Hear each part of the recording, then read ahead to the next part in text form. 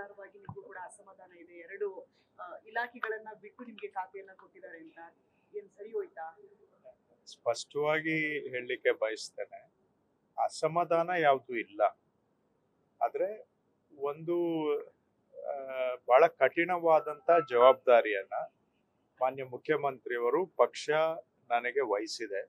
ಬೆಂಗಳೂರಿನ ಅಭಿವೃದ್ಧಿ ವಿಷಯವನ್ನ ನೋಡ್ಕೊಳ್ಳಿಕ್ಕೆ ಇದು ಬಹಳ ಕಠಿಣ ಸವಾಲು. ಅಧಿಕಾರ ಅಂತ ನಾನು ಇದನ್ನ ಭಾವಿಸೋದಿಲ್ಲ, ಯಾಕಂದ್ರೆ ಇದು ದೊಡ್ಡ ಜವಾಬ್ದಾರಿ. ಬೆಂಗಳೂರಿನ ಜನಗಳ ನಿರೀಕ್ಷೆನೂ ಅಪಾರ ಇದೆ, ಮುಖ್ಯಮಂತ್ರಿಗಳು ಪಕ್ಷದ ನಿರೀಕ್ಷೆನೂ ಅಪಾರ ಇದೆ. ಏನಾದ್ರೂ ಒಂದು ಜನಪರವಾಗಿ ಸುಧಾರಣೆ ಆಗ್ಬೇಕು ಬೆಂಗಳೂರಿನಲ್ಲಿ ಅನ್ನೋ ನಿರೀಕ್ಷೆ ಪಕ್ಷ ಜನಗಳು ಎರಡೂ ಕಡೆಯಿಂದ ಇರುತ್ತೆ. ಸೊ ಇಂಥ ಸಂದರ್ಭದಲ್ಲಿ ಒಂದು ಜವಾಬ್ದಾರಿ ತಗೊಳ್ಳುವಾಗ ಜವಾಬ್ದಾರಿ ಬಗ್ಗೆ ಸ್ಪಷ್ಟತೆ ಇರಬೇಕು.